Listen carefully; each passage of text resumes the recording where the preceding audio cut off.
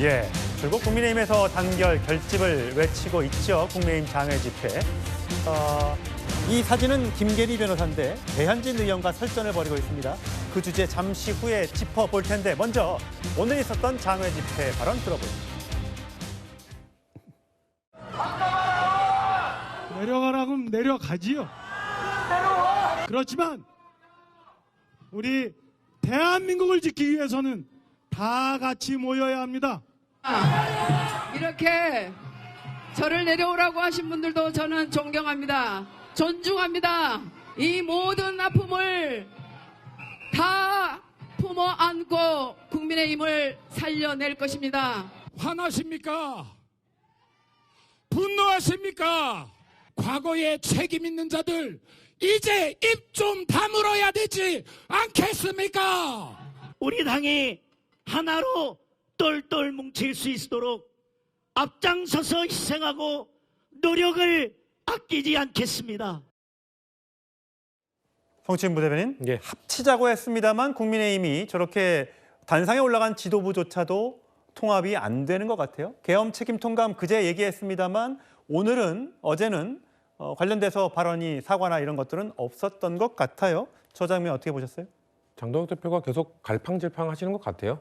본인이 전당대회 때 아무래도 이 윤어게인 세력들의 지지를 받아서 당대표가 됐기 때문에 그럼에도 불구하고 뭔가 당대표 된 직후에는 뭔가 중도를 향해 가겠다고 말을 했습니다만 계속해서 뭔가 오른쪽으로 가는 행보만 보였거든요.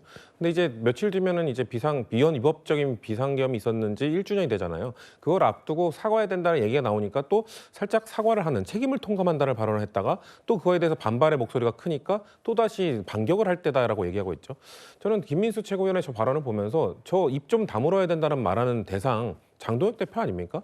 김민수 최고 말하는 거는 지금 국민의힘 의원들 한동훈 전 대표를 말하고 싶은 것 같은데 그때 이 계엄 해제에 찬성하고 탄핵에 찬성했던 사람들 때문에 지금 뭐 이 모양 이 꼴이 된 거다라고 주장을 하고 싶은 것 같은데 그 당시에 장동혁 대표 친한계였거든요. 그 당시에 장동혁 대표 계엄 해제 투표에 나갔고요. 그 당시 장동혁 대표 탄핵 소추안도 통과시키는데 일조했습니다. 그렇다면은 지금 김민수 최고위원이 대놓고 당대표 입당으로라고 말하고 있는 것이거든요. 저렇게 자중질환을 모습을 보이는 것이 국민의힘 저런 모습을 보면서 국민들께서 1년이 지난 지금까지도 여전히 위헌위법적인 비상계엄에 대한 사과조차 못하는 정당이구나. 반성조차 하지 않는 정당이구나. 이렇게 판단하지 않을까요? 그러니까 저런 모습들을 보이는 거 저 집회를 대체 왜 돌아다니면서 하는지 모르겠는데 저는 국민들께 사과하기 위해 돌아다닌 줄 알았더니 그게 아니라 우리들은 잘못한 게 없다. 사과할 필요가 없다라는 것을 주장하고 다니고 있기 때문에 국민들의 등 돌린 마음은 다시 돌아오지 않을 거라고 저는 생각합니다. 예, 그뿐만이 아닙니다. 대통령 변호인과 또 국민의힘 의원의 설전도 이어지고 있는데 친한계 의원으로 꼽히죠. 배현진 의원, 서울시당 위원장입니다. 국민의힘.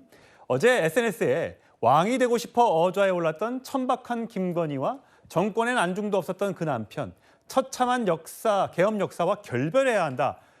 대단히 강경한 발언을 냈죠. 그랬더니 오늘 SNS에 김계리, 윤석열 대통령 변호인이 누가 누구를 천박하다고 운운하냐. 글 수준의 정말 피식 웃음이 나온다. 계엄이 왜 일어난 건지 그것부터 공부 좀 하세요. 자, 김기영 대변인, 그런 것 같아요. 계엄을 한 거는 잘못이지만 계엄을 불러일으킨 여러 번의 줄탄핵, 민주당이 먼저 잘못을 했으니 그거를 먼저 지적하는 게 맞지 않느냐는 게 국민의힘 일부와 이 윤석열 전 대통령 변호인의 주장인 것 같아요. 하지만 그렇게 생각하지 않는 국민의힘 의원도 있고 어떻게 봐야 합니까? 우선 윤석열 전 대통령은 5월에 탈당을 했습니다. 그런데도 불구하고 끊임없이 이제 민주당 쪽에서는 얽어매려고 하는 부분이 있고요. 윤석열 전 대통령은 계엄을 했습니다. 그래서 헌재에서 탄핵을 받고 그리고 내란 혐의로 재판 중입니다. 저는 사법부의 영역은 사법부의 영역입니다. 그런데 민주당은 그것을 넘어서서 사법부를 겁박을 하고 뒤흔들고 있고 그리고 본인들이 원하는 방식으로 계엄이 곧 내란이라는 그 프레임 속에서 결과를 유죄로 만들고자 합니다.